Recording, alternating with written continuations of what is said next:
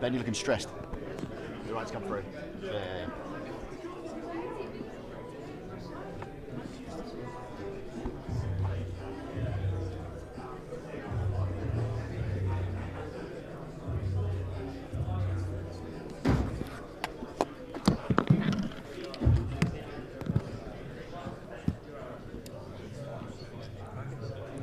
Is it Serrano? Not Sarah.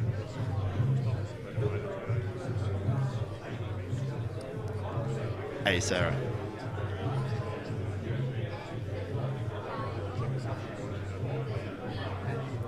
Have we lost Chelsea?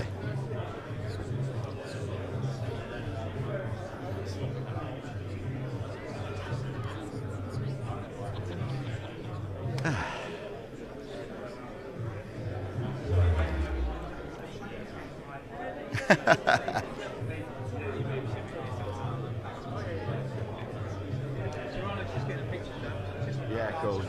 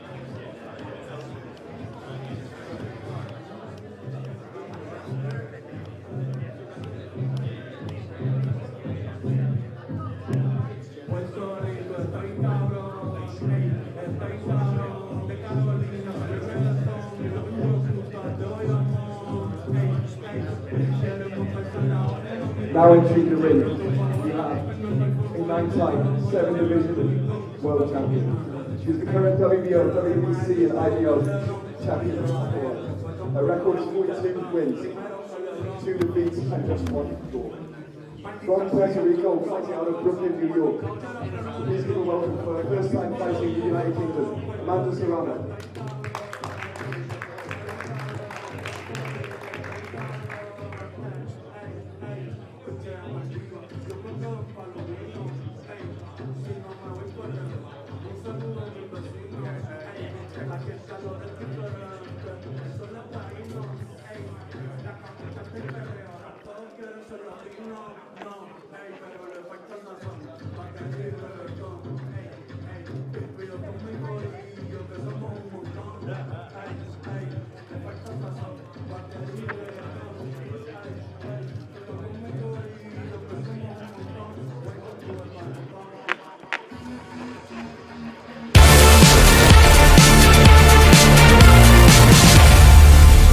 WBO number 1 fighting WBO number 2. It's all on the line. The winner of this fight will become the mandatory challenger to Usyk. I'm on the way to the heavyweight champion of the world. You're getting knocked out. A lot of people think he's invincible. This is the juggernaut doing what the juggernaut does.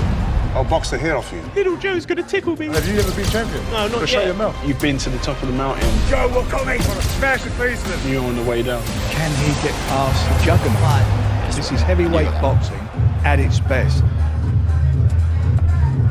Welcome to Manchester and welcome to the media workout for Joe Joyce versus Joseph Parker, of course, taking place this Saturday, the 24th of September on BT Sport Box Office. As you can see, Amanda Serrano is in the ring, of course, in the co-main event of the evening, and I've been joined by the man with, I believe, up there with the best Barnet in boxing, Anthony Crolla. How you doing?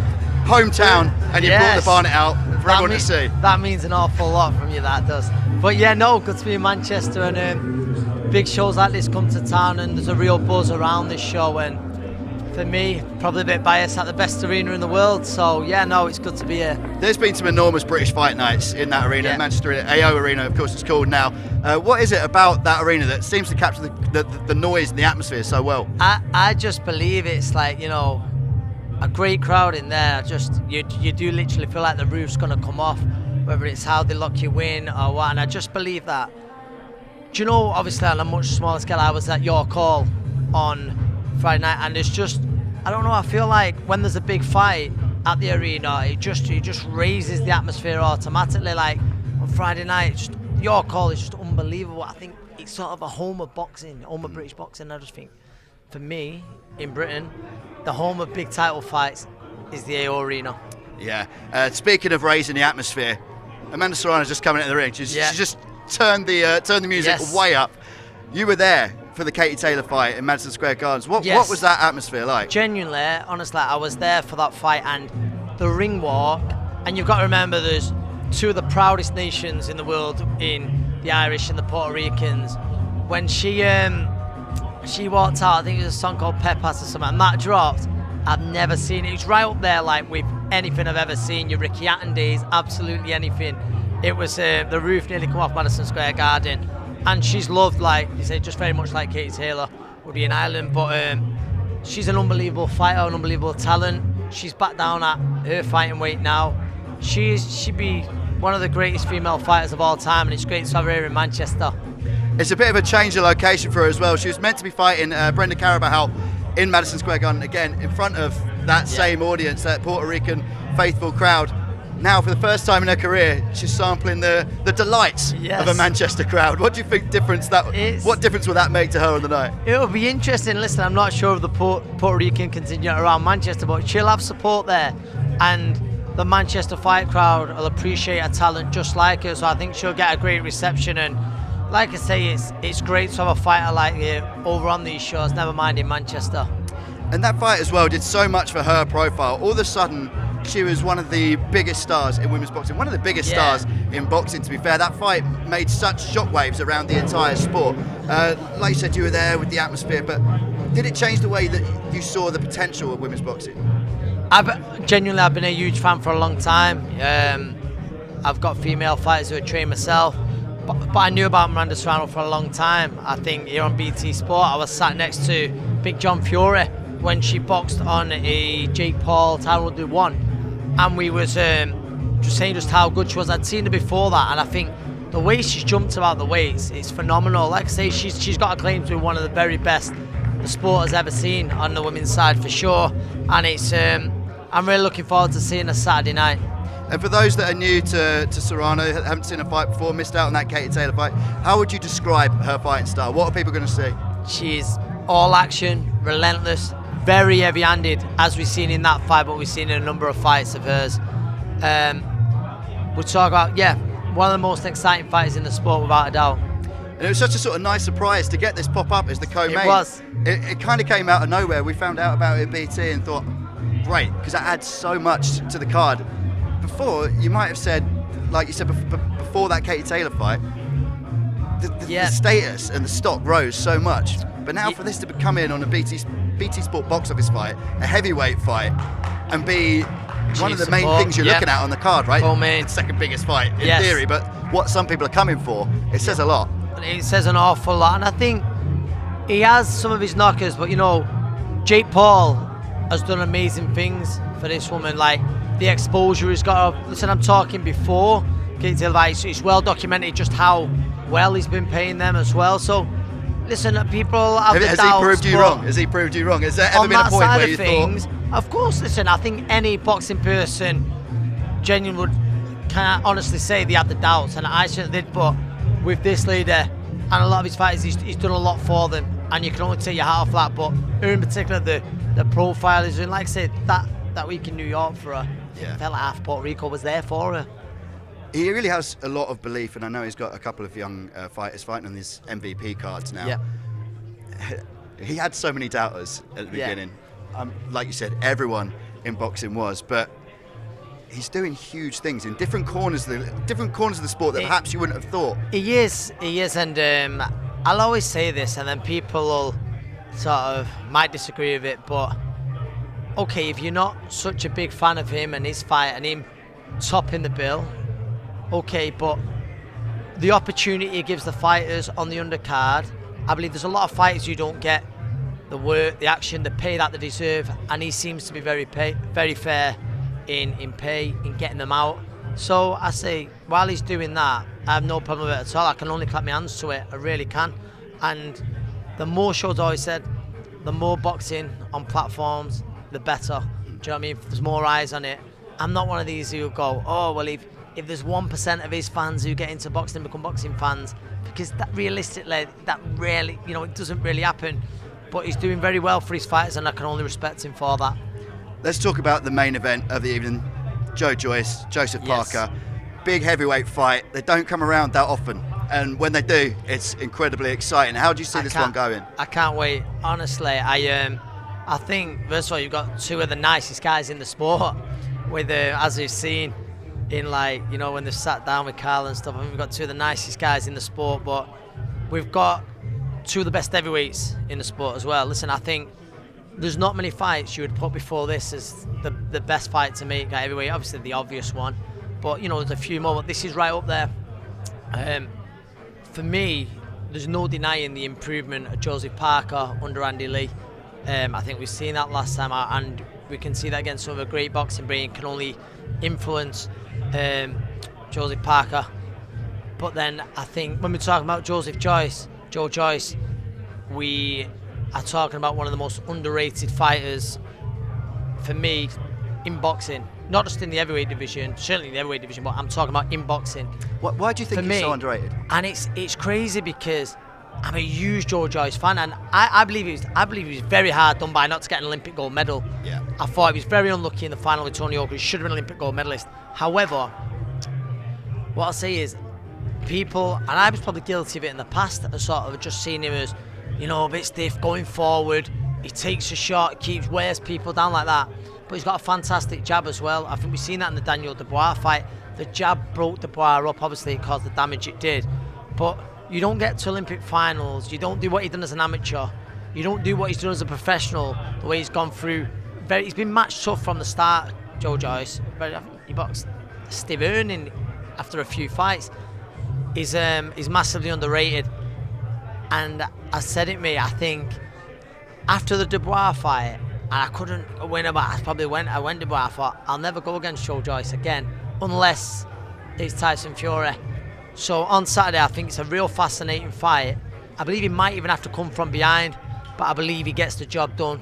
He needs to decide whether I think he pulls away on the cards in the second half of the fight, or he forces a late stoppage, but it's a fantastic fight. Yeah, as you can hear there, that's just some steel bars being brought out to try and break down Joe Joyce.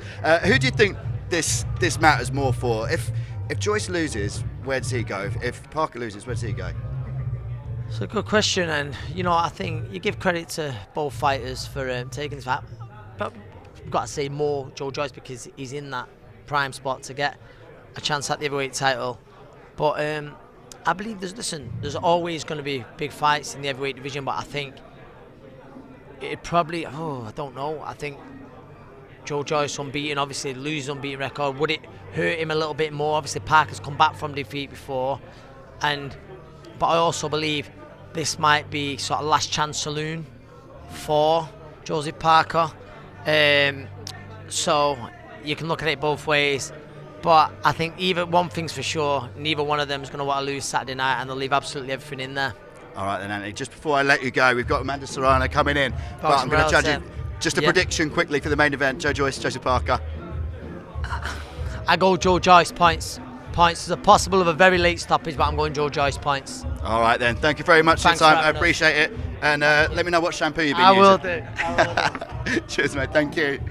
All right, we now have, I believe, Amanda Serrano coming in. How are we? Oh, yeah, one of these. Perfect. Always safe. The best thing about lockdown was the fist bump coming back in.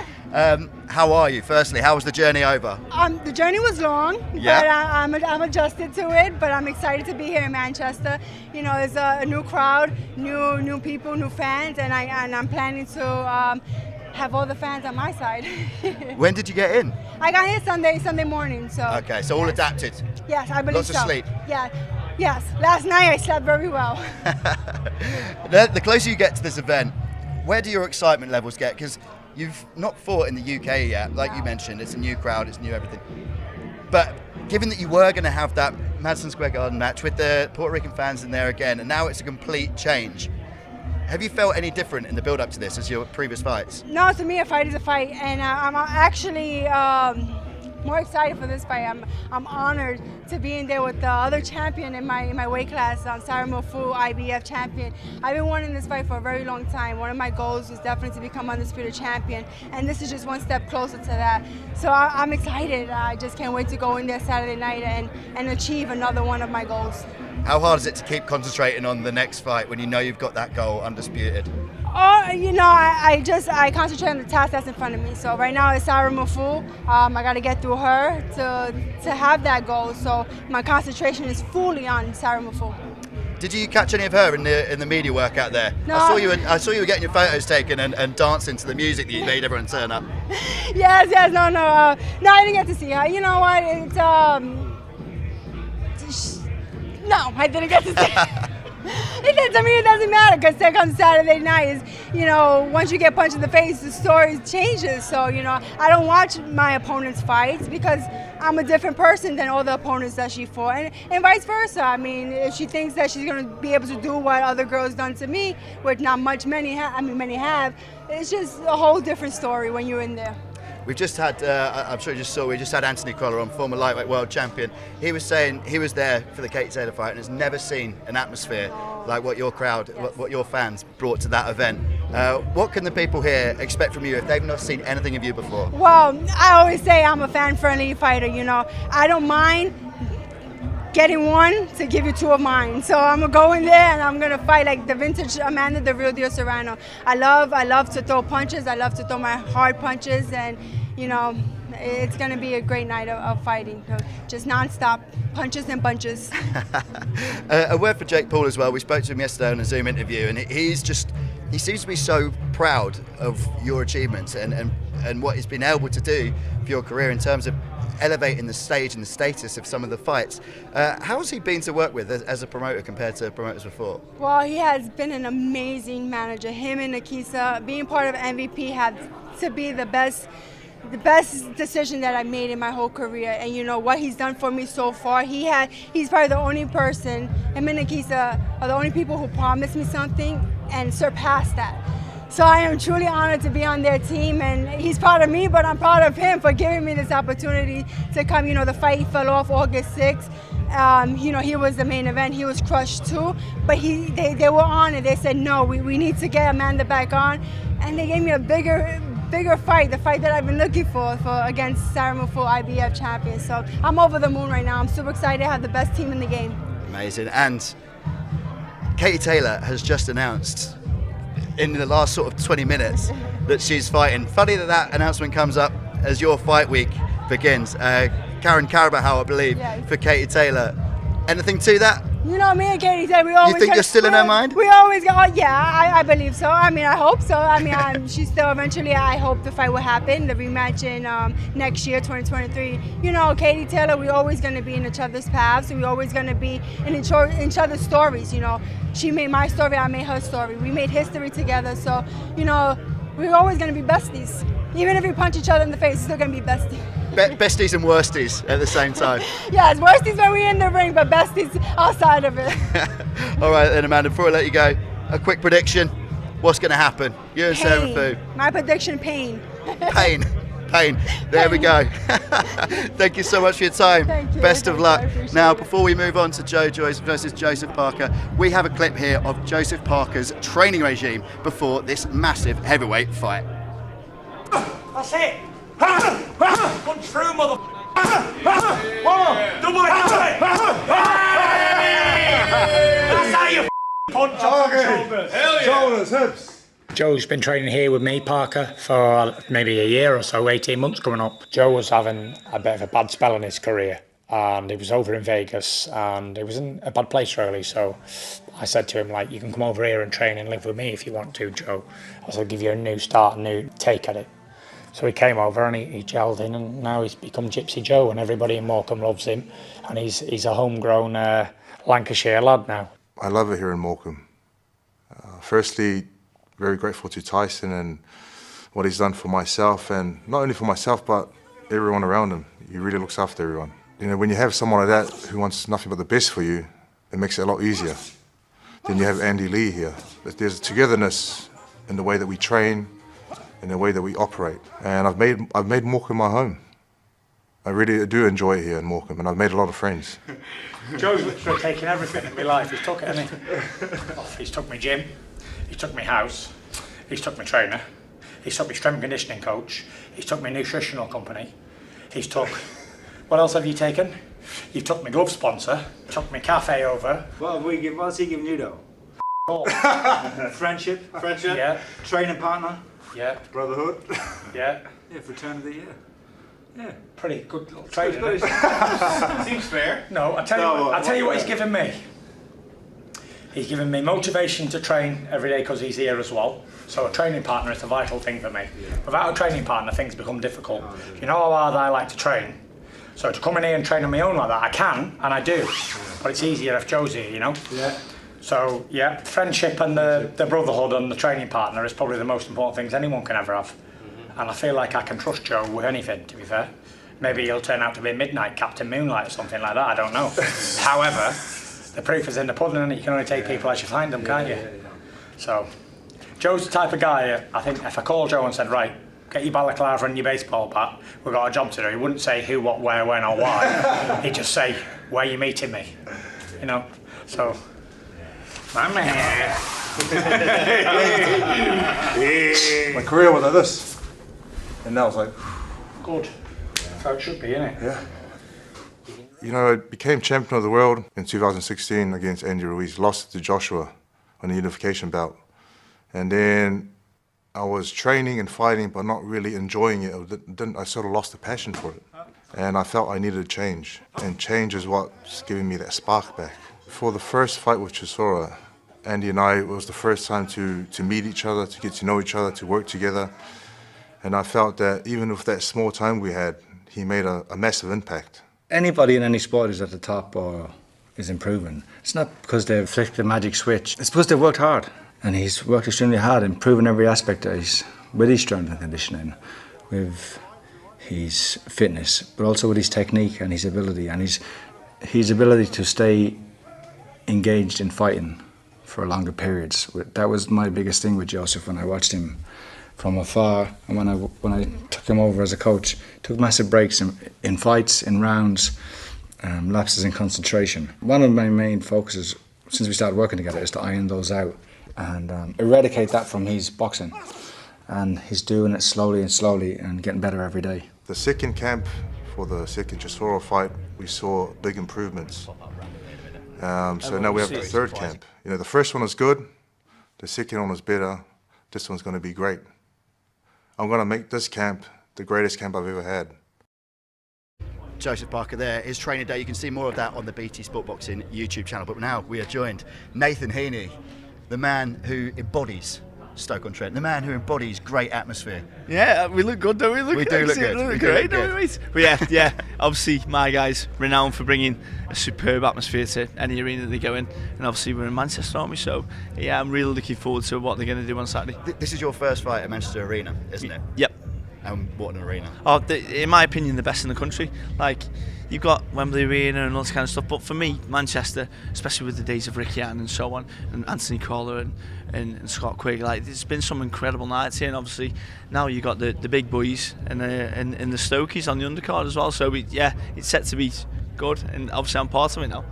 Jack Blackley, obviously for you on Saturday night, I know after your last fight you were a little bit hard on yourself in the post-match interview. I think you wanted to sort of maybe improve a few things. How has that changed for you in this camp? Yeah, you're right, I was very self-critical of myself, and I think maybe the first shot in the first round made me a bit too critical, because when I watched the performance back, it actually wasn't that bad. I actually performed well, considering he got me with a good shot in the first round. I controlled everything after that.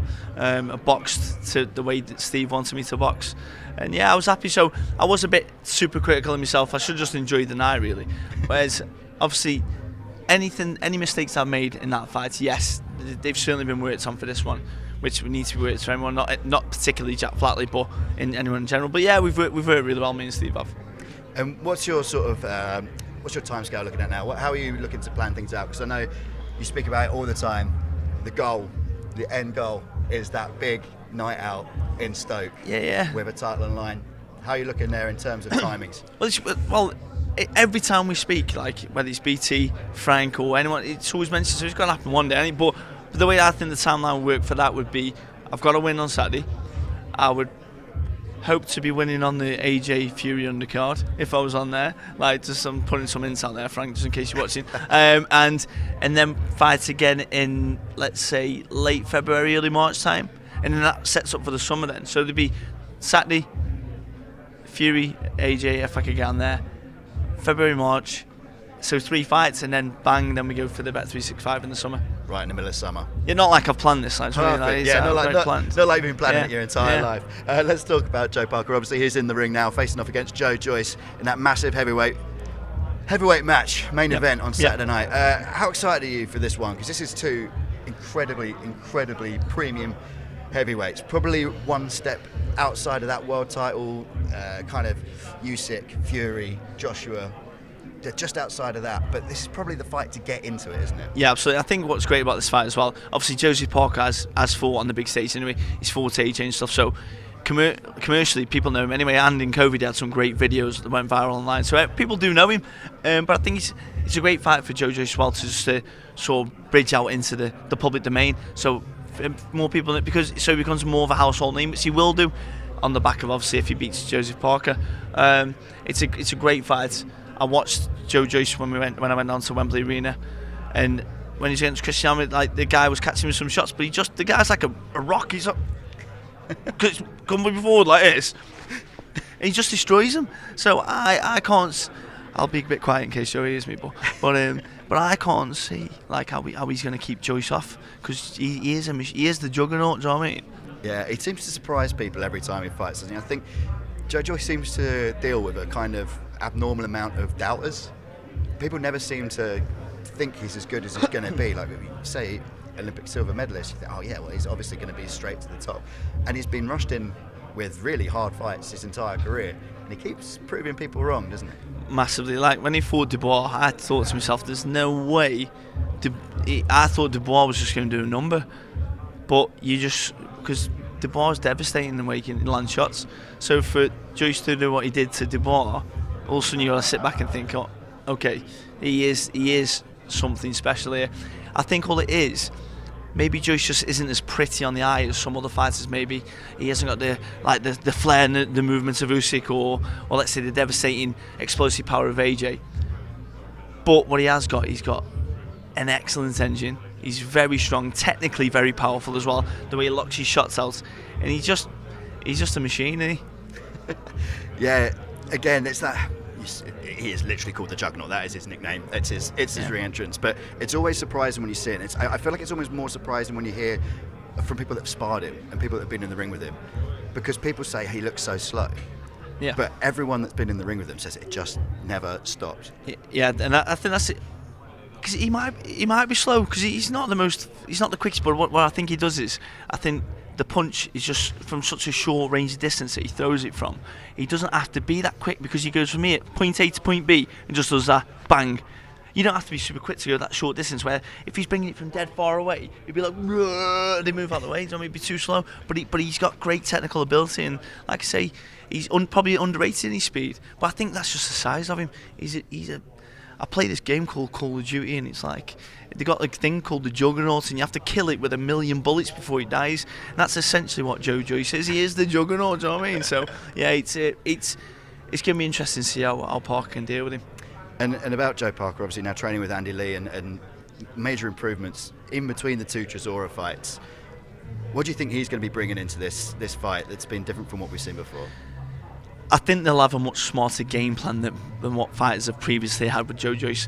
You can't go out with Joe Joyce with the intention of thinking you're going to knock him out, because although anyone can be knocked out, the chance of doing that with Joyce is probably a lot less than other fighters. So maybe they have to be very economical in the way that they throw their shots, pinch the points, move, back, move. I think they've got to be very economical with what they're doing, because I think that's the only way that you could survive 12 rounds with Joyce. But I think obviously Andy Lee's going to have a great boxing brain about him anyway. He's going to know the tactics obviously to beat Joe Joyce to work. But again, it's how you can apply it under the pressure of, like the old Mike Tyson saying, they've all got a plan to get punched in the face, and that's essentially what's going to happen with this.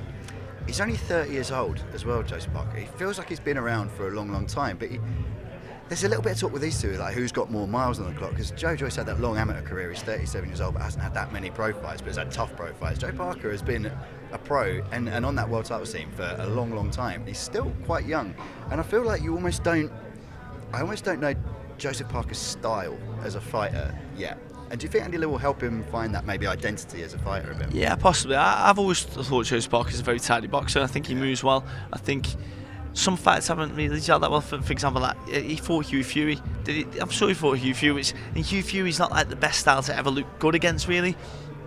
But yeah, no doubt Andy Lee's going to be drilling certain things out with him, tidying him up in certain areas. But it'd be interesting to see how he looks on the night.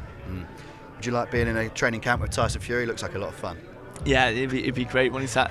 I was hoping he'd be on the press conference, but I don't think he will be. But who knows? But yeah, it would be very fun, and obviously to be around someone like that, and obviously Parker's going to be picking up stuff from that. But it's okay picking stuff up from Fury. He's not Fury. Fury's like a behemoth himself, like 6'7" or 9", wherever he is. A completely different fighter to what Joseph Parker is. Parker's an amazing fighter, made a mistake, but they're just completely different in their attributes and in the size and so on. But he's a cool guy. Like, just look at him now getting wrapped up. He looks the business, and you can see he's so ready for the fight.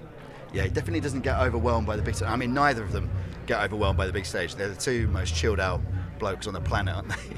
Yeah. Well, yeah.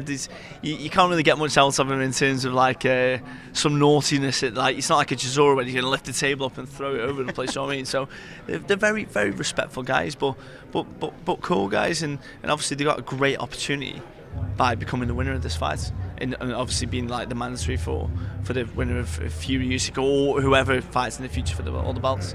Yeah, I was talking to Anthony Crolla about that. Who does this almost mean more for? Like, who does it matter for?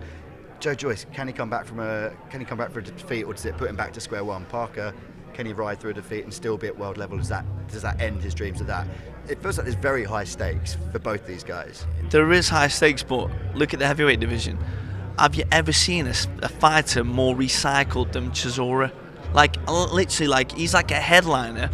He's been recycled. I've never known someone lose so many times, yet still be a headliner and have so many opportunities. So if Chisora can have these kind of opportunities, why would it mean that these guys, just because they've lost one fight, that they're off the face of the planet? Now, for like the middleweights or the low weight divisions, maybe that is the case. One loss, you could literally disappear off the face of the earth. Lomachenko, one of the best fighters we've ever seen.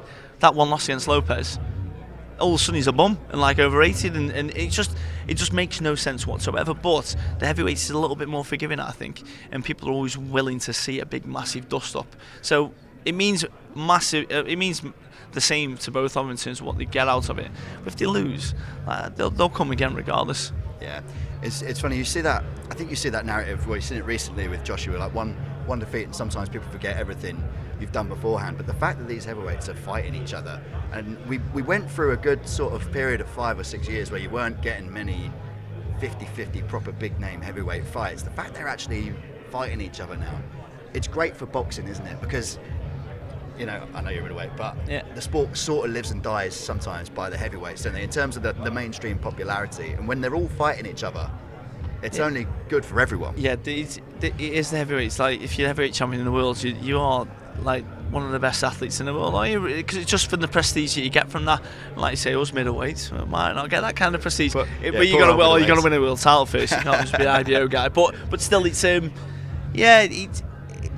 is great that they're all fighting each other. And it's great that the discussion's happening now between Fury and Josh, because that is the biggest fight not British boxing, in world boxing, that is the biggest fact, regardless of whether it's, you've obviously got Usyk and Fury for the undisputed. For me, I still feel like AJ Fury's bigger than that fight, although there's more on the line in regards to like the legacy of obviously becoming undisputed for the heavyweight division, which I was the last person like Lennox Lewis or someone like that to do it. So massive history and yeah, but like I say, it's great that obviously these guys are fighting each other now. And yeah, but they're very fortunate the heavyweights are, because like you say, people love them, so it doesn't matter what happens. Like, they can lose, they can win, but people always will love to watch two big guys going at it. Couldn't sell out the bet 365 though. God, yeah, I had to get that one out of the Stoke City Stadium there. Couldn't do it on a cold Tuesday night in Stoke. Well, I don't think any of us could, to be fair. It's bloody cold in Stoke, I'm telling you. At times, it is now. I put the first time today, I put the heating on, so that's it now. Winter's coming, and I put it on the old temperature because, this boxing's got to pay a bit better, don't it? We mentioned Fury being in the camp with Joseph Parker. How much have you ever had in your career a time when someone's come into your camp, so you've sparred with someone or trained with someone, and it's changed something about how you see the way you box? It's improved something about how you box? Yeah, we've never had. See, at the Old Boxing Gym in Stoke, where Steve Woodvine's the man that runs the place. I always call me coach, but Steve Woodvine's one of my best mates. I hate calling him coach because it's like an inanimate object that means nothing to me. But he's very important to like. But we've got a very small gym, and we're very selectful on who comes in. But yeah, it'd be amazing to have someone like a Fury or someone that you could pull in and you get really good at like knowledge and expertise from them. But we've done it more going out to places, like we sparred like Lyndon Arthur, went up to with Liam Williams, Lerone Richards back in the day and stuff. And you pick certain things out of these fighters, like Liam Williams. What I picked from him was he was just an absolute animal. Like, he really was. And like, to see him lose against Eubank, which I thought he was going to batter Eubank, it was a shame to see that, because Williams is such a great fighter, cleaned up domestically. But yeah, but to go back to your point, you do take little things from him. But we've never had anyone actually come to our gym really and be part of it. Maybe in the future, who knows? How much can you change yourself within a sort of short period of time? I suppose you can. It just depends what kind of changes you're making. But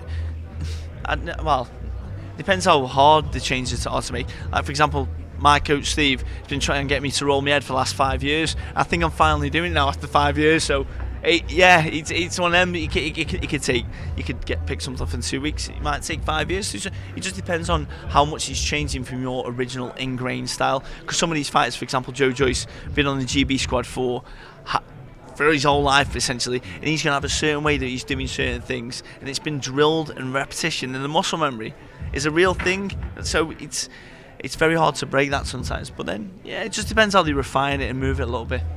Because I think after the fight with Junior Farr, Joseph Parker came under quite a bit of criticism. I think Joyce is, as you mentioned there, he's always had a particular style, and I think has been criticised for it a number of times and is trying to change it. But I think this fight, it's going to be very interesting to see how the two adapt. Yeah.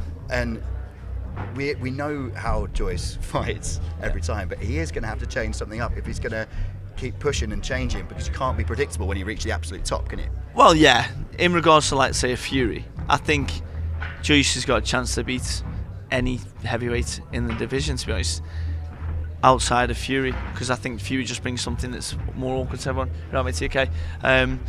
So yeah. But Joyce isn't going to change. He doesn't need to change. Like, you could say the only thing you could say he needs to change is, you need to be more exciting, Joe. Well, he doesn't. He just needs to win. So it doesn't matter if he needs to be exciting. Just do what he needs to do, which he's been doing for years. Keep smashing people up, and then he'll get the accolades in the end of it anyway. It'll be just very hard if he fights someone like Fury, because Fury just brings something that no other fighter on the planet brings. Joe Parker in the ring now, but just a minute ago we had Amanda Serrano, and before that Sarah Maffei. A huge co-main event that got added a few weeks back. And how excited are you for that fight after Katie Taylor and Amanda Serrano won all that? Basically, everyone adored that fight. They got all the adulation and possible fight of the year contender. Yeah. How excited are you to see that come to this event? Because it brings a certain worldwide appeal, doesn't it? 1,000,000%. Like I said, it brings a certain level of prestige to the show, in the sense of one, you've got one of the best female fighters in the world, but two, I think it's great for my supporters, because I've got loads of girl supporters that come support me fight, and I don't think we've ever had a girl on the same card that I've boxed on, so it's something new for them. I think in fact we've got two, because we've got is it rankings? Raven Chapman. Sorry, but yeah, so it's great. Like you got two female fighters on the card, and yeah, it's certainly, like you said, in terms of the worldwide audience, it builds up for that as well. So it brings in the American viewers and so on. And obviously on a pay-per-view event, that's sort of the kind of thing you need, don't you? So yeah, it's gonna be, and it'll be interesting for me to watch as well, because that'll be the first, that'll be the highest level female boxer that I've seen, and she is one of the best. So she's got an absolutely crazy fan base. They very much call her the Puerto Rican Nathan Heaney. Yeah, well, there we go. Yeah, I was going to try to speak Puerto Rican then, but I know absolutely none of it. I guess it's Spanish, isn't it? Spanish, yeah. Hola, yo hablo no español. But yeah, you mentioned that that's going to bring a fan base. Does that put a certain amount of pressure on the rest of the card? In regards to what? Well, I mean, there's going to be eyes all over the world watching No, I just think it makes it way cooler. Yeah, because you got it in ESPN. Is it on ESPN Plus or something like that? Yeah. I have it. So yeah, it's I think it adds no pressure, man. Like whether you're fighting in front of 10 or 10,000 or 10 million around the world, like it really doesn't matter. But it certainly brings more eyes to a new audience that might have never seen it before. Mate, the Americans have never seen Delilah before, you know what I mean? So it'd be great for them to see that and hear what it's all about. But we've got the best supporters in the world, haven't we? So the Americans know what we're all about anyway. I think we need to find a Spanish version of Delilah. Yeah. You got 3 days to learn it. Yeah, it'd be there is actually a version. I once saw this kid in Stoke. It was like an amateur show, and he come out to Delilah, but the DJ had a Spotify playlist, and he must have pressed some dodgy version, because it was like a Latin kind of. It was like a really weird Delilah that was coming out. It's like bongos and stuff. It's like boop, a break of day. Woo! Is it? Yeah. It was weird. It was weird, but the guy was fuming because his dad was like a proper Stoke City supporter, so he was fuming. We're seeing Jason Parker getting his gloves on now. These media workouts and these fight weeks, how sort of mentally draining are they throughout the week? You obviously seem incredibly stressed. No, I don't know, man. It's one of them. Like, I suppose if you're trying to make weight and stuff, and it can be stressful, but it's probably more stressful if you've never done it before. But I've never. It just depends on your personality and the psychology you got, because I actually really enjoyed that. It gives me a bit of a release, really, instead of just being in my hotel room sitting there thinking, oh my god, I'm thinking about the fight. You actually concentrate. You get to enjoy what this is about, and because mate, we've got a short career, and these nights and these events will soon come to an end. So I think boxers should make the most of it and just enjoy it. And yeah, I love it personally. It takes nothing away from me. But other fighters, who knows? I don't know what their personalities are like. But it could be draining. Yeah, I mean, you look at Joyce Parker. They're selling this event, and we've mentioned they're both chilled out guys. Tomorrow they're at a press conference. They're probably going to be expected to. The audience are going to be expecting some kind of beef to be flying around. Well, yeah, is that a draining thing for them? Possibly. The expectation of. Possibly. Look at him. He's on there. Is it? Yeah, it could be very interesting. This, just looking how he's trying to control that there. Yeah, we're just watching the pad work now with Andy Lee. It's interesting how he's just trying to block. Well, he's just trying to shield off Joyce's jab. It'd be interesting, but no, it's How do you even prepare for something like Joe Joyce? It's very hard, but there again, Joyce Parker's a lovely fight. Look at that jab, like a lovely jab, and if he controls it well, he could box rings around Joyce. It's just, can you box rings around Joyce for 12 rounds? That's the hard part. We're going back to the press conference you were talking about. Well, there might be pressure on them to do something in regards to, like, they want to sell more tickets in terms of pay-per-view buys. So maybe they need to chuck a few tables or something, who knows, but they'll be fine. I'm now fully expecting Joe Joyce to flip the table. Yeah, first time in his career. Yeah. Absolutely. If I can do it if they're struggling. All right, just watching these two training a little bit more. How intense is the schedule in the build-up to a big match like this? This training camp has been going on for probably about 8 weeks, but is Joe Joyce probably going to be on a downslope for the sort of last week or so to get the energy back? Yeah, 1,000,000%. The way you'll do it is you'll progressively get. Let's say you start 10 weeks out, you'll do 2 sessions a day or whatever, but they'll progressively get longer and longer, so the volume will increase as the weeks go on. The intensity will increase. You'll do more rounds, but then you can't be working too hard. Well, in peak week, like the taper week, you need to keep the intensity high, but you need to keep the volume low, because that way you recover, but you still keep the adaptations that you've worked on over the last 10 weeks. So yeah, like all they do now, they're just tapering. All the hard work's been done. You can't get fit in the last week. If you're trying to get fit now, it's too late. So yeah, that's it with them. Does that vary from fighter to fighter? Do some people need to do absolutely nothing for a week, and some people can keep it ticking over? I mean, you could do nothing for a week, but it wouldn't be the most advantageous thing to do. You would lose certain adaptations that you've been working on, like aerobic endurance and all this kind of stuff. There's a lot of physiology that goes into the training, and if you just completely rest, you will lose quite a bit of what you've worked over the last 10 weeks for, which you wouldn't think you'd do in a week, but you can lose a lot in a week. So you just got to make sure that you keep them sessions not too long, keep them nice and short, and then and just bloody enjoy it. Like, yeah, at least there's no making weight for these guys. No. Well, yeah. See, are you yeah, alright with that? Well, yeah. We'll see. You seem to have good energy. I'm surrounded by lovely restaurants where my hotel is. I'd love nothing more than to use I've got a £25 food allowance from my hotel, but I can't use it because I need it roll over. So if I roll it over, then Sunday morning, I'm gonna have like the biggest breakfast you've ever seen in the world. So yeah, it's but no, it'd be good, like after I've made weight on Friday, rehydrate and stuff, and then I'll be at home anyway, I think Friday. So I'll have a nice pizza when I get home and stuff and enjoy myself. But no, it's it can drain your energy if you don't do it right. But I'm pretty bang on with what I'm doing, making weights and stuff. Let's talk more about the heavyweight division. We've mentioned that Fury Joshua might be happening. We're hoping it might be happening. You, of course, have just put out your sales pitch to be on the undercard. But seeing those two come together, how do you think that fight goes? Because you've mentioned that you think Fury's the only person that can beat Joyce. Do you think he's that far ahead at the top of the division? I think Fury is. Yeah, I think he's the best fighter on the planet in regards to boxing. So yeah, I don't think anyone beats him at that weight, AJ or anyone. Now they've all got a puncher's chance being the heavyweights, but other than that, mate, I don't think they have. What do you think of the Usyk fight the other week? Do you think Usyk challenges Fury? Because it's a different style. Yeah. Fury, as said before, his hardest fight was Steve Cunningham. Yeah, exactly. So you got to take parallels to that and think, well, if Cunningham was giving the nightmares being so small, what's one of the best cruiserweights of all time, possibly the best cruiserweight of all time, going to do to him? So it'd be a thingy, but right, I need to do because I need to get back to hotel and stuff now. But yeah, so absolutely. Right, it's been a pleasure, mate. Thanks so much for having me on. Thank you very much, yeah, Nathan. yeah, top man. Sorry, leave you on your own, mate. It's all right. It's all right. We'll chill a bit. Working out for a bit. Right, anyway, top man. Cheers.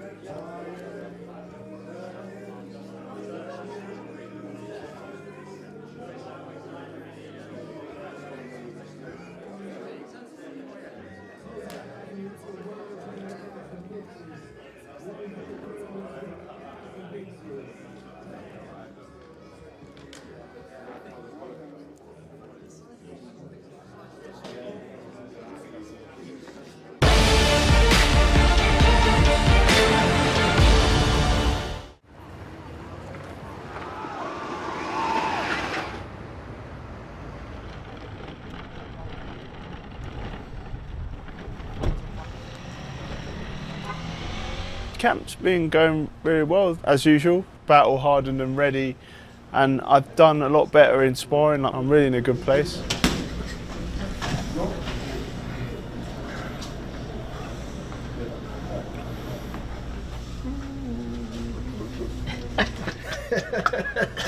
Let me know when you are ready, okay? 3, 2, 1. Okay, round 1.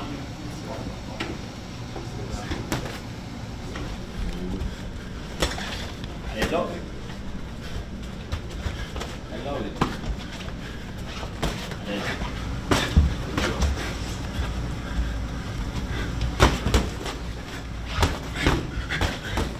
It's great that Takam's here because he's, the right dimensions for Parker, and he comes with like a lot of bent arm shots, like uppercuts and hooks, and he comes forward and he did 8 rounds for me today, which was like great work for the both of us.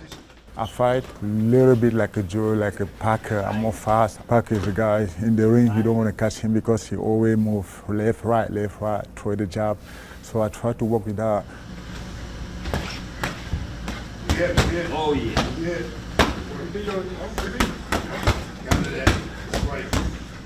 Joe Joyce is like an engine. When he starts, you cannot stop him. Bam, bam, bam, non-stop.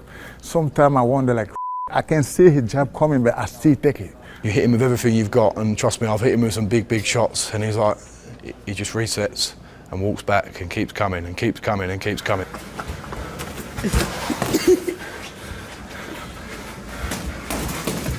Beautiful. We always get good, intense work, and I think that's why Joe likes having me back. Salas likes it because he knows that I'll bring a bit of heat, and yeah, I'm not afraid to get stuck in. And sometimes you need a bit of that crash bang wallop sparring. Nice.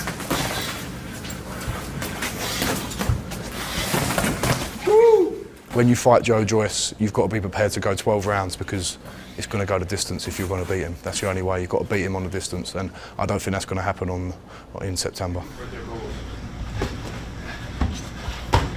Thank you. Thank you. Thank you. Thank you. It's like practice fighting, isn't it? So also you're kind of working on things that Salas wants from me. He's calling out stuff that, like, in between rounds and sometimes during, like, what I need to do and what I need to work on, and just remind me of things so I can practice in there. Beautiful, Joey. Yeah, do something. Yes, that's good. Thank you. I love the way you do. Yes, beautiful too.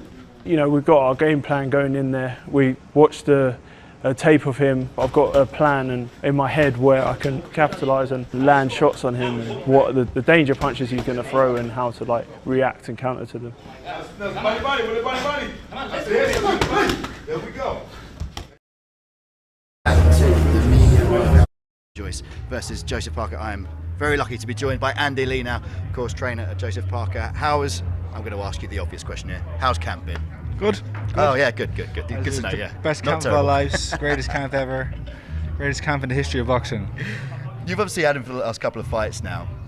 What kind of changes are you trying to implement in Joseph to make him kind of break through into that top tier of the world level heavyweights? Joseph has the ability to be. Joseph has unique attributes in the heavyweight division because there are guys who are big and tall, there are guys who are smart, southpaws like Usyk, or there's guys like Joyce who are big and strong. Joe is an all-rounder, and I've been working on him to turn him into a complete fighter. Offensively, defensively, he's balanced, and the biggest thing with Joe, and I've said it's well stated, is that he will take long breaks in fights and allow his opponents to grow in confidence and momentum. So just trying to get rid of those lapses in concentration and improve his technique. He's fitter than he's ever been. So yeah, the training the fighter, it's like a horse trainer. You got to get them fit, you got to get them strong, you got to improve the technique, and then you have to be like the jockey as well as the horse trainer. You've got to guide them through a fight. So it's, and you got to talk to them and program them mentally. So there's a lot in it. But me and Joe are 3 fights into our relationship as coach and boxer, and with every day we get better and better. What fighter came into the gym the first time you were there with him? Did you have to do a bit of a rebuilding job with his confidence as well? I think that's grew. I don't know if he was low in confidence, but he definitely needed help with his boxing. I think he'd plateaued, and after winning the world title, then losing it to Joshua, then losing to White, and then just kind of went flat, And listen, when you achieve so much at such a young age, it's hard not to. It's hard to. Only the really special ones stay at the top like that. But he's like, Joe is financially secure. All those big fights he had, he doesn't need to do this, but he wants to do it. He's got a desire to, and he wants to show he's the best. You remember, he come from New Zealand, where there's no like history of great fighters, and he was a standout amateur from there, turned pro at a young age and fought the best from a young age and became world champion. But I think he still hasn't fulfilled his potential. I think there's a lot more to come, and I can see he's very determined more now than ever. It's funny that you say that. He is only 30 years old. He's probably still got a couple of years until he hits his heavyweight prime. Well, it's different for everybody, but he's really, listen, I don't know what his ceiling is, because he's reaching new levels every day, all the time. With every, Joe's very good at reviewing all of his stuff. He'll watch, we record all the sparring, even the pad sessions, and he watches it all. And I can tell him something. It's easy for me to tell him something, but for him to recognise it himself and see it, it's half my job. It's half the battle, because he recognises what I'm saying to him and where he's making mistakes, and he's working on correcting them. So it's yeah. How excited do you think he is for this fight? The two Chisora fights are obviously big fights.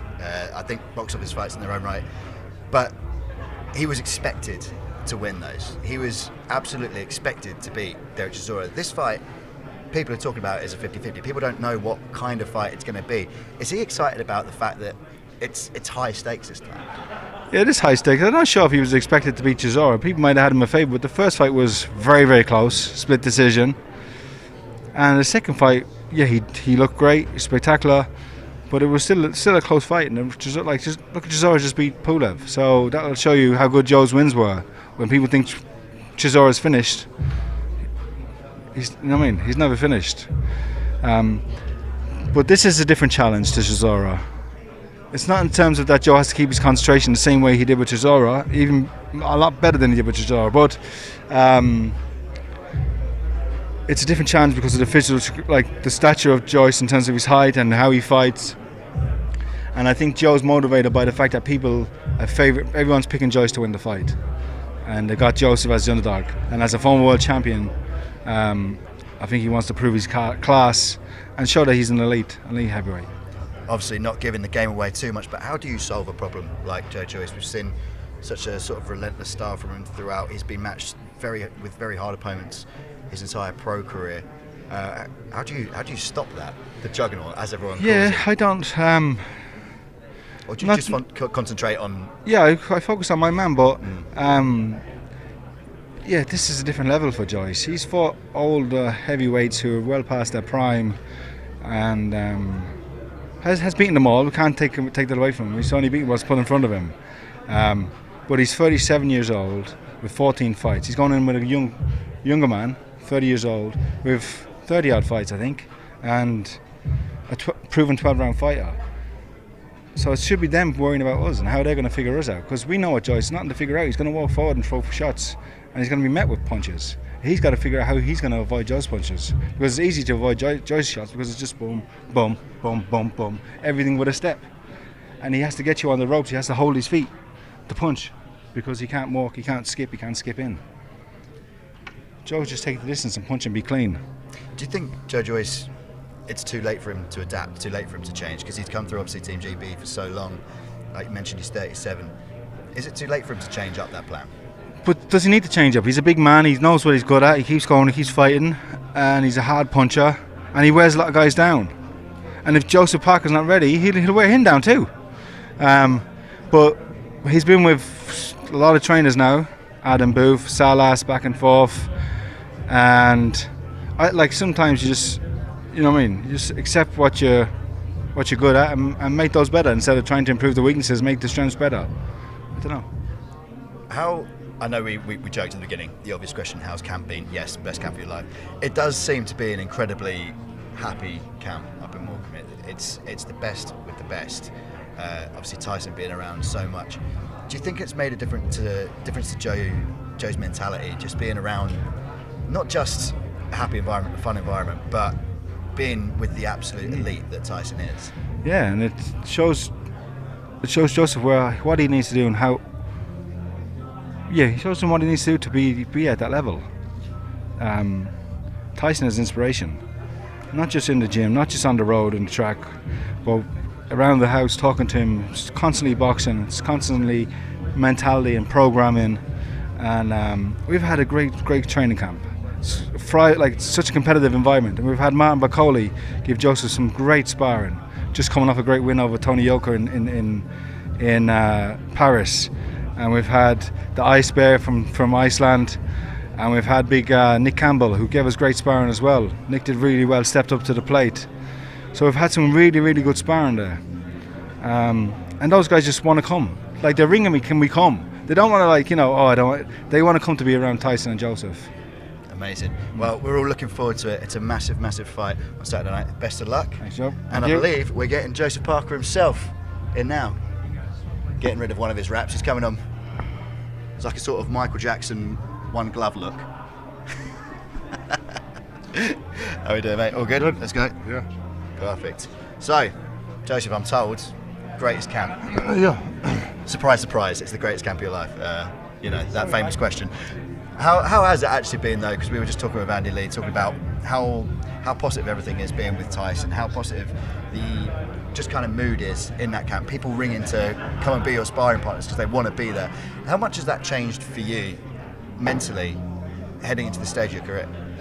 Listen, mentally, when people say it's been the greatest camp, sometimes they do lie, and sometimes it's not exactly what they say it is. But this has been the greatest camp. Yeah. And when you have Andy Lee and you surround yourself with people like Tyson, then you've got sparring partners calling in and wanting to come and help and support and give me the work. It gives you confidence knowing that you've done the work. And the camp has been great. I've had great sparring, I've eaten clean, I've trained hard with Andy. Tyson's come on runs and he's very positive, brings that good energy into camp. Now that we're in the finishing stages of camp and into the fight, tapering off, I've got my brother here, my parents here, the whole team from New Zealand. So I'm feeling the support, feeling the love, and I am ready to go.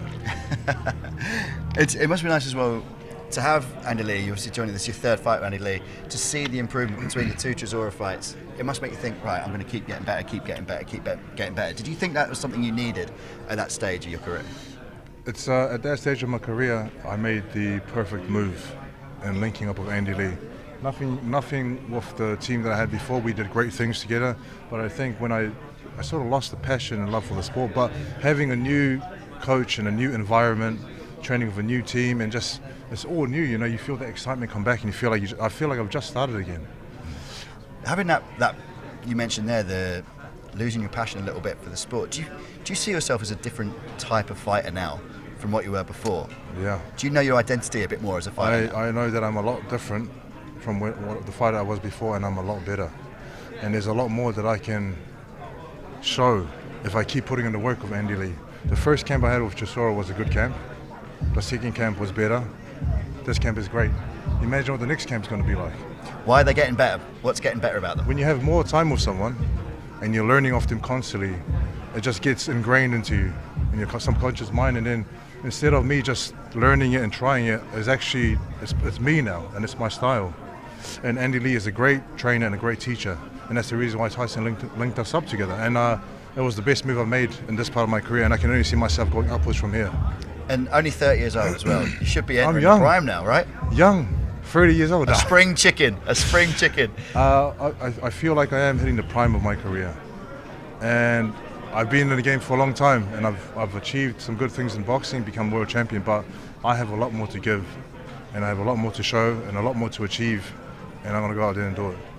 How excited are you? Obviously, it's a fight, and what matters is winning.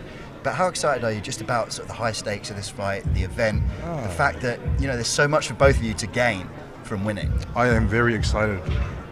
Not only is it going to be a big event, You got a great undercard.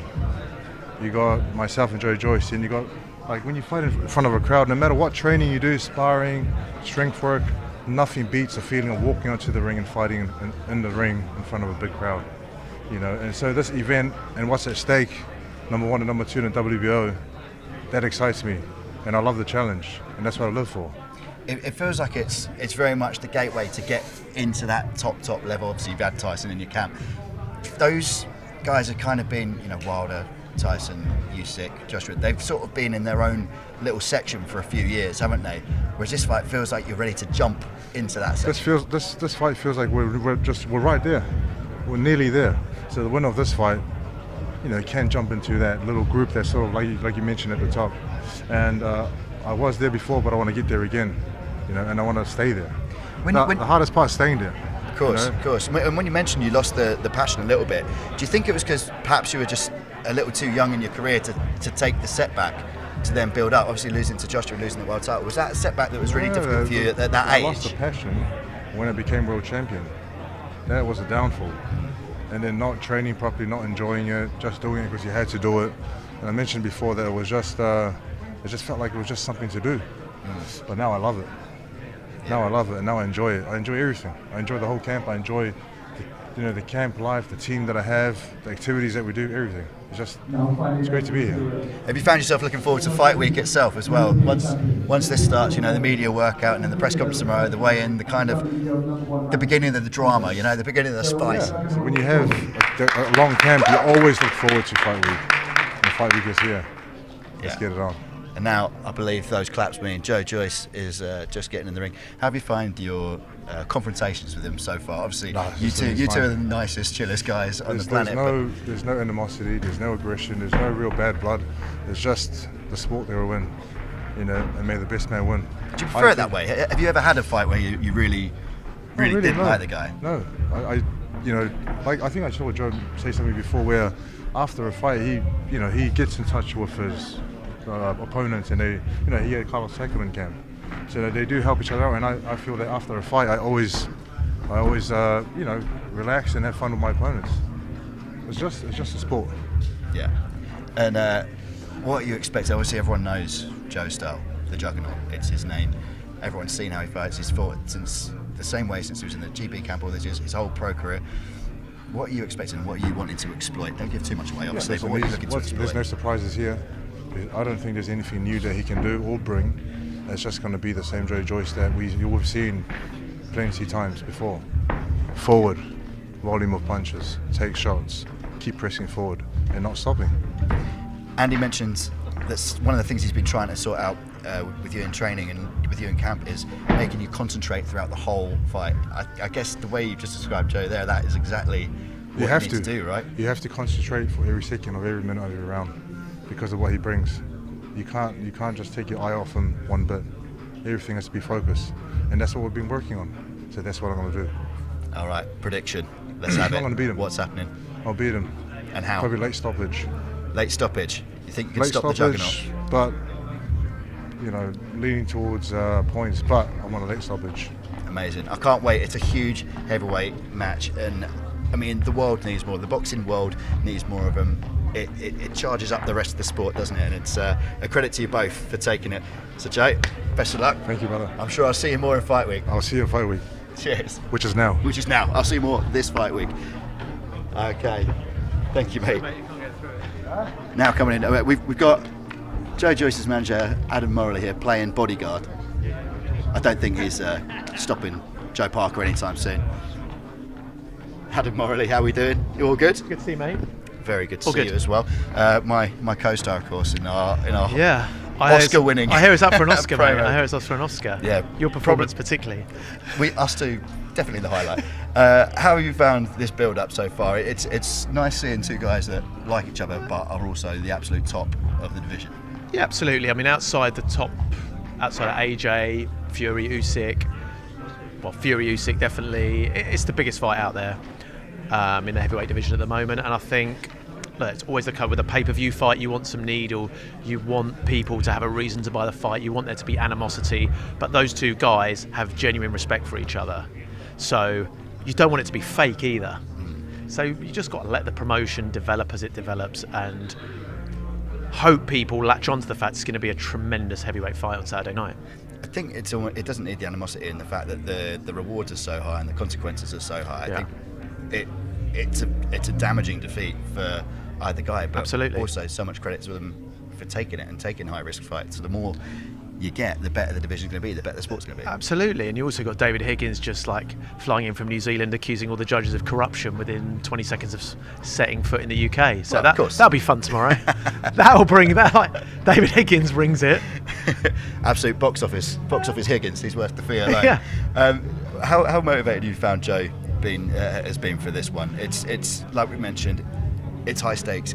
It is a step up for Joe Joyce. It's very much the rarefied air now. We're getting there of the heavyweight division. It's the one that pushes you into the top, doesn't it? It's his 15th fight. I don't think there's a British heavyweight with a 14-fight resume like his. He's beaten ex-world champions, beaten Daniel Dubois. He's never fought anyone with a losing record. You know, I think he's a highly disrespected Joe Joyce, actually. Olympic silver stroke gold medalist, and still most people think he's slow and lumbering. So I think for Joe, that motivation was really there for the Dubois fight, to show people I'm not getting flattened in 2 rounds, which is what everyone was saying. He put in an excellent performance, but still he then goes on to his next fight and the same kind of slander turns up. He's got a chance to put that right on Saturday. He's hugely motivated. He stops Joseph Parker. He has to be considered an elite heavyweight. Someone as chilled out as Joe, it's tough to imagine him, you know, paying too much attention to the haters. But does he get motivated by things like that? You mentioned that people say he's slow and lumbering, and he's always kind of never put in the same categories you think that maybe he should be. Dubois, he probably should have been favourite, realistically. I mean, it's easy to say with hindsight, but he should have probably been favourite. But he was 3-1. He was 3-1 odds against. Does that bother him? I think you wouldn't get him saying it does, and he's, as people know, he is what, you know, you get what you see with Joe. He is incredibly laid back. I think, does it bother him slightly? Perhaps slightly. I mean, I think everyone reads the comments, don't they? Even if they say they don't read the comments, I think everyone reads the comments. So maybe very slightly, but certain comments may irk him. I think some comments Andy Lee made, I think I think Salas found them amusing, but I think to say someone's got zero boxing ability, maybe that irks him a little bit. Yeah, I mean, it certainly has a lot more than that, and he's proved it again and again.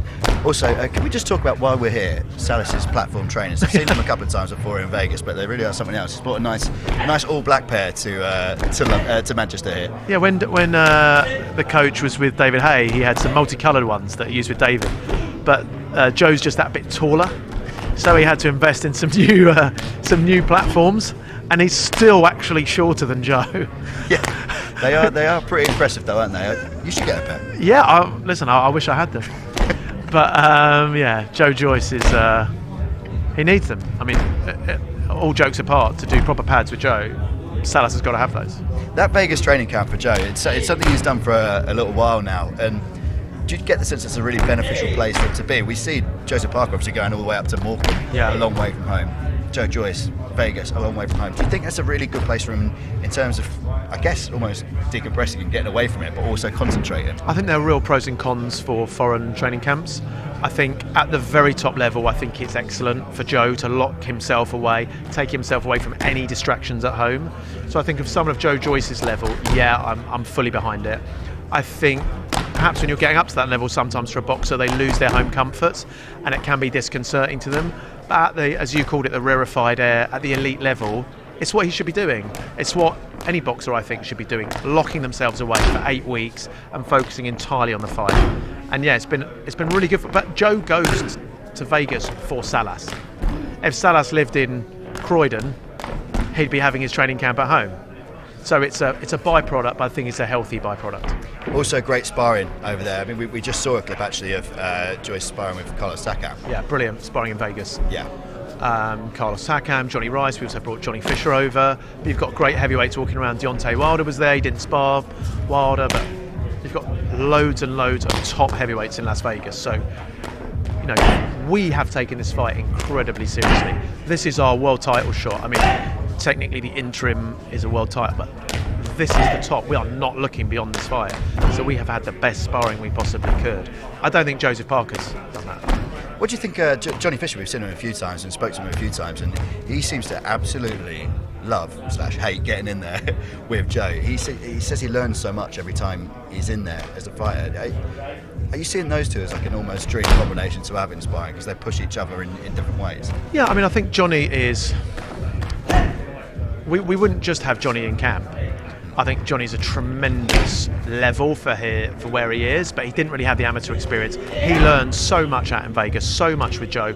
We use Johnny, or Joe uses Johnny for speed. Like, Johnny Fisher's as quick as they get. So that's where Joe Joyce is really using him. They're amazing for each other, but it's really that speed. We had Solomon Dakers, another one of our SJAM guys in, and we had him for Joe's boxing ability. You know, to see what Joe can do against someone who can box as well as Sol.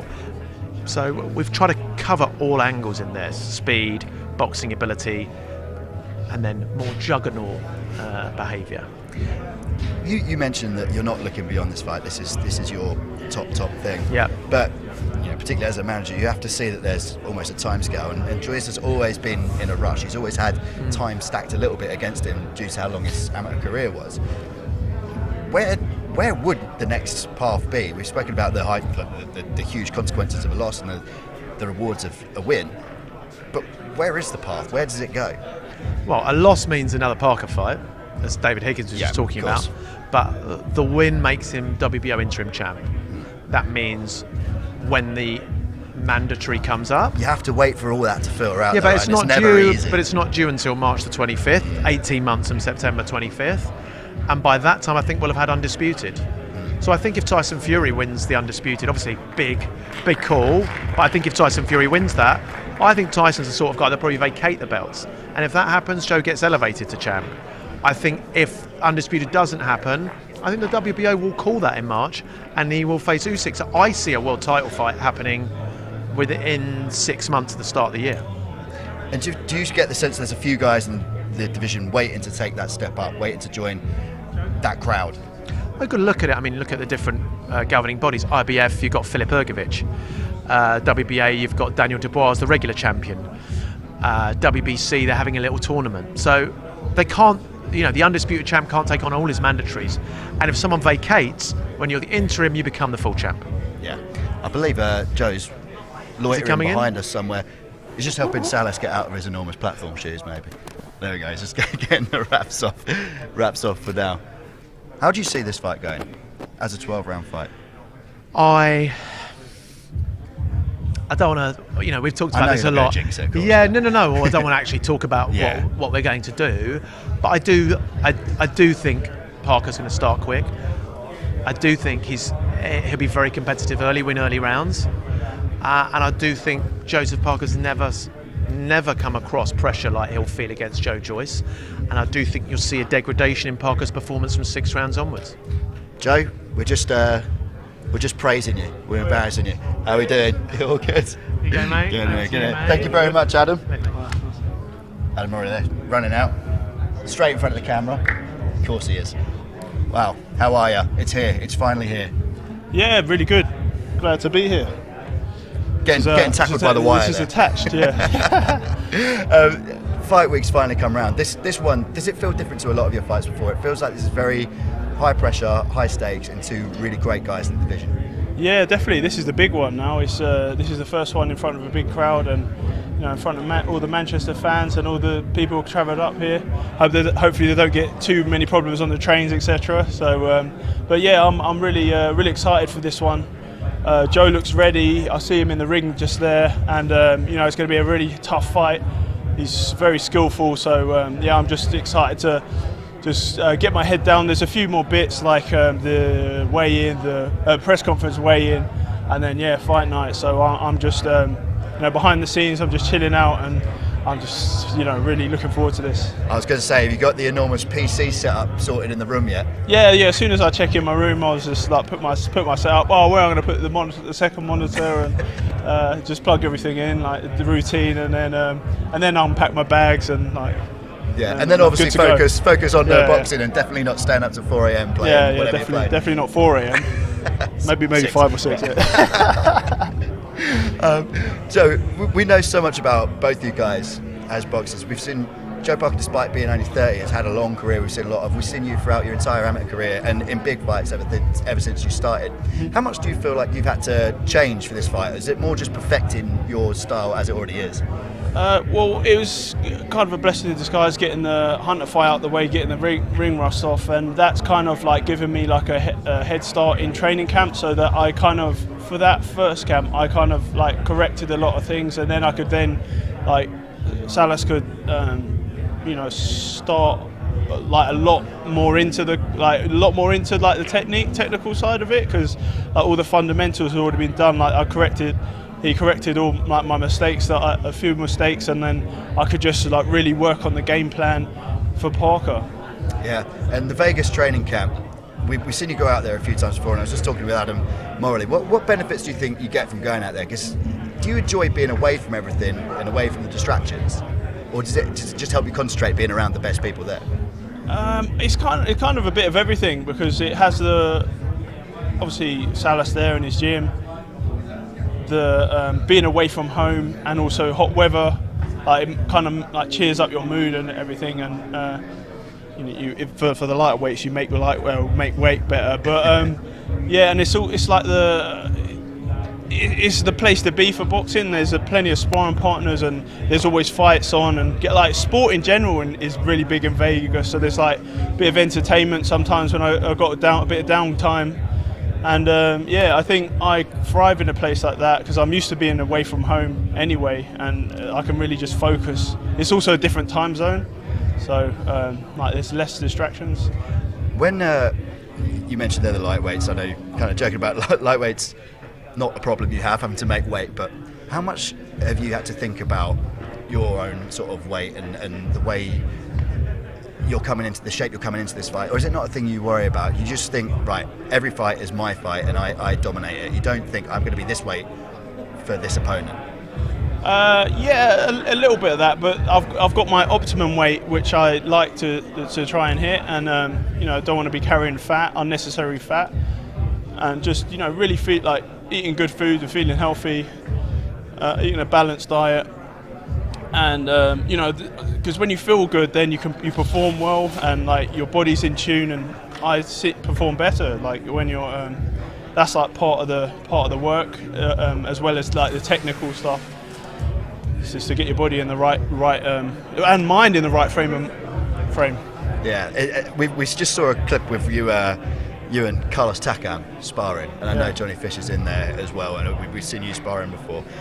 How much does that higher quality sparring firstly take out of you, and secondly, how much does it make you feel good about the fight coming forward? Because I mean, that is some tough sparring, and I'll tell you what, seeing those Johnny Fisher spars in the flesh, my word, something else. Yeah, he got it right in the interview, the crash bang wallop sparring. I definitely need that. But then at the same time, he's bringing more to his game. We're both learning stuff from each other. We can work on things as well, but obviously getting closer to the fight, that's when it gets like a lot more heavy duty.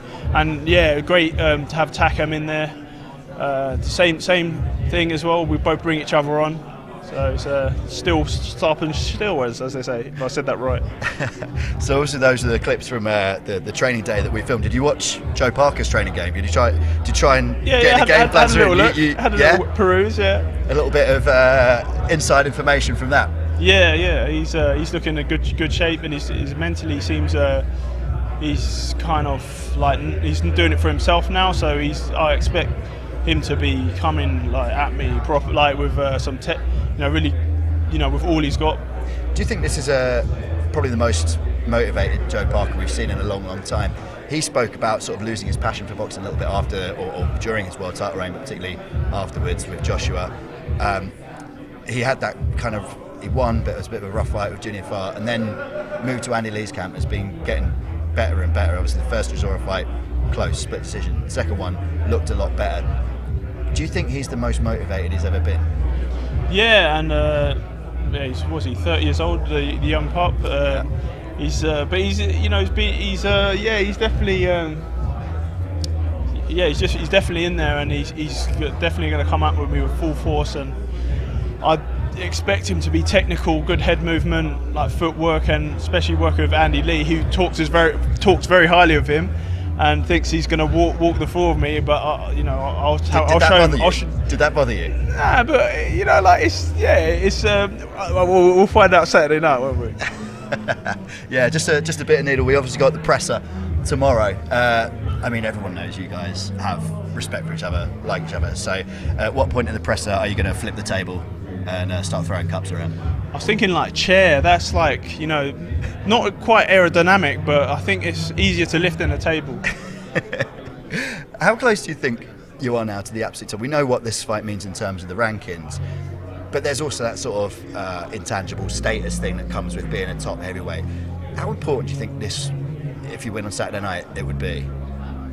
Yeah, it's what I aim to do, and I plan to do. I plan to beat Joe Parker and then move on, but not overlooking him. But it's going to be a tough fight, and yeah, I just can't wait. It's going to be fireworks. All right then. Just before, or just while we've got you, of course, there was a late edition of Amanda Serrano versus Sarah Mafood to the card. Serrano coming off that amazing Katie Taylor match. How exciting was it for you when you saw that was going to be the co-main? Given the sort of global audience that fight had, and the global audience that she now has as a fighter, and what it brings to this event. Yeah, it's brilliant, and it brings more fans over to watch me and Joseph Parker get on as well. So you know, it's a win-win, and you know, I'll be hopefully watching that fight in the dressing rooms and see how they get on. All right then, Jay. Obviously, Joe Joyce versus Joe Parker. Someone's Joe has got to go. How do you see it going? Joe Joyce by knockout or stoppage, as I aim to entertain. And that's it. And get an explosive knockout, preferably. Perfect. In mid to late rounds. Or early round, I don't know. Let's see. There's a lot of options there. There's people trying to place bets on this here, and I've just selected every single option. Yeah. Either way, it's a win. Yeah. All right then, Joe. Well, best of luck, mate. Enjoy the rest of the fight week. I'm sure I'll see you around. It's good to see you. And of course, you can watch this man, this enormous, hulking piece of humanity versus another enormous bloke, Joe Parker, on Saturday the 24th of September. BT Sport Box Office starting at 6 p.m. Go to www.bt.com/sport box office for more information on how to buy that. What's the website, Joe? You have to run it by them again. Yeah. That's all right. All right, we'll see. We obviously have the press conference tomorrow and the weigh-in on Friday. So we will see you on BT Sport Boxing's YouTube channel and, of course, across social. Have a good week.